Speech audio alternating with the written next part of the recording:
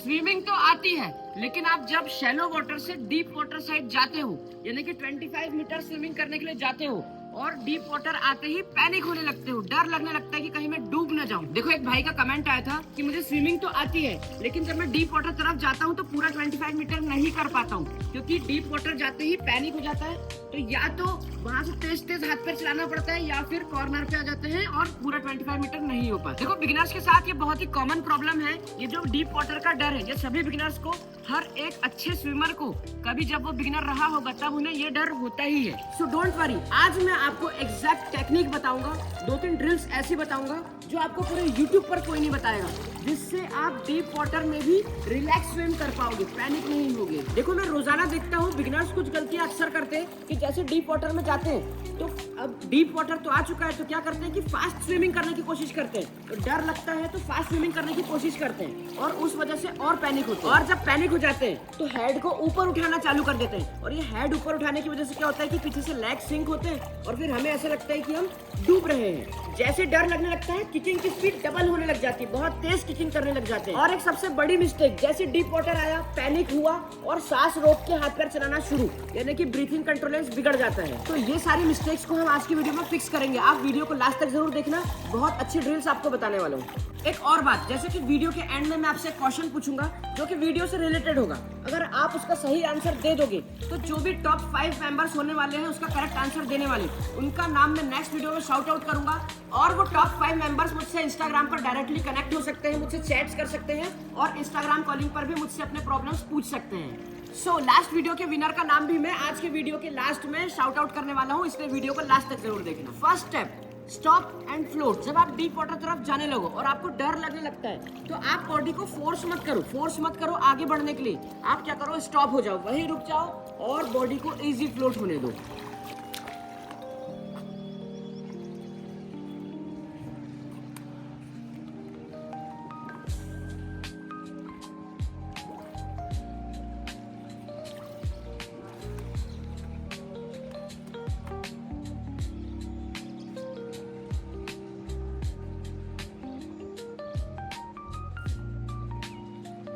Second step, 5 metre rule. देखो 25 metre करने का बहुत ही इजी रूल बता रहा हूँ आपको, 5 मीटर रूल। इसमें क्या करना है आपको कि पहले आप 5 मीटर स्विम करो और 5 मीटर स्विम करने के बाद रुको, वहीं पर बॉडी को होल्ड करो और फ्लोट करो, ठीक है।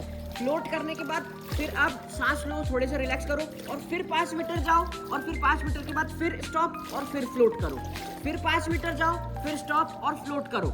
इससे क्या होगा कि आपका माइंड और आपकी बॉडी दोनों अडेप्ट होंगे।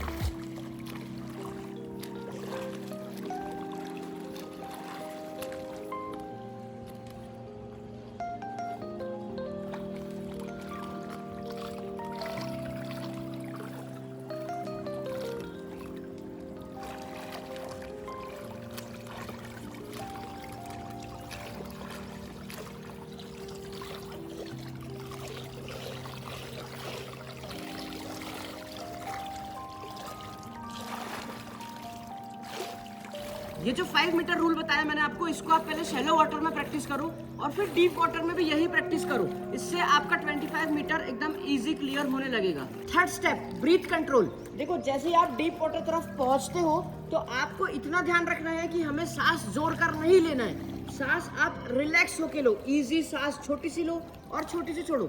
मैं हमेशा आपको बताता हूँ स्विमिंग जो है पूरा ब्रीथिंग का गेम है, तो आप जितना रिलैक्स ब्रीथिंग करोगे उतनी अच्छी स्विमिंग भी होगी और डीप वाटर में भी हम सिंक होने का डर खत्म हो जाएगा, है ना, एकदम relax breathing. Fourth step, eyes control.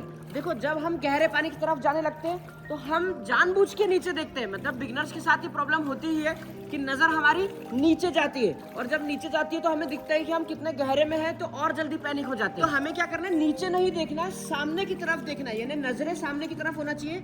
अगर हमारा हेड डाउन भी है तो हमारी जो नजरें हैं वो थोड़ी सी सामने की तरफ होनी चाहिए। देखो नीचे की तरफ अगर घूरते रहोगे तो डर लगेगा ही लगेगा, इसलिए हमारी नजरों को कंट्रोल करो, सामने की तरफ रखो, हेड डाउन करके सामने करो, स्विम करो, इजी स्विम होगा। देखो फिफ्थ स्टेप और सबसे इंपॉर्टेंट रूल, माइंडसेट। जब आप स्विम शुरू करने वाले हो उसके पहले हमारे माइंड में एक बात रख लो कि अगर डीप वाटर जब आएगा तो वो जो फ्लोटिंग आती है बॉडी का एंड्योरेंस बन चुका है तो हम डूबेंगे वैसे भी नहीं, ठीक है। और जब हम स्विम शुरू करते हैं तो हमें सोचना क्या है, यानी हम स्विम करते टाइम यही सोचते हैं कि डीप वाटर आने वाला है या फिर ये सब, ये नहीं सोचना है। हमें सोचना है उन चीजों के बारे में जो हमें पसंद है, जो हमें अच्छी लगती है, जैसे कि माउंटेन्स, हिल्स, रिवर्स या आपको जो भी पसंद है आप उसके बारे में सोचो और स्विम शुरू करो। तो जब आप डीप वाटर तरफ जाओगे और आप अपने थिंकिंग को चेंज मत करो तो आपको डर नहीं लगेगा, इजी बॉडी मूव करेगी।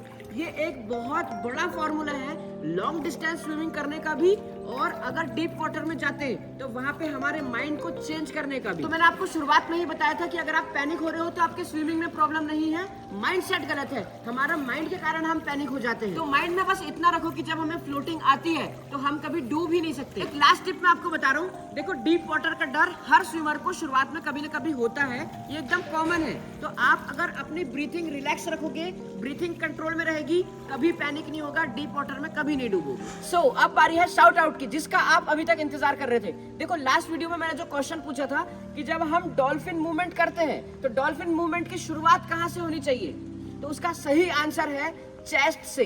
देखो जब आप डॉल्फिन मूवमेंट करते हो तो आपको शुरुआत चेस्ट से करना होगा, तो आपकी पूरी बॉडी का फ्लो इजी बनेगा।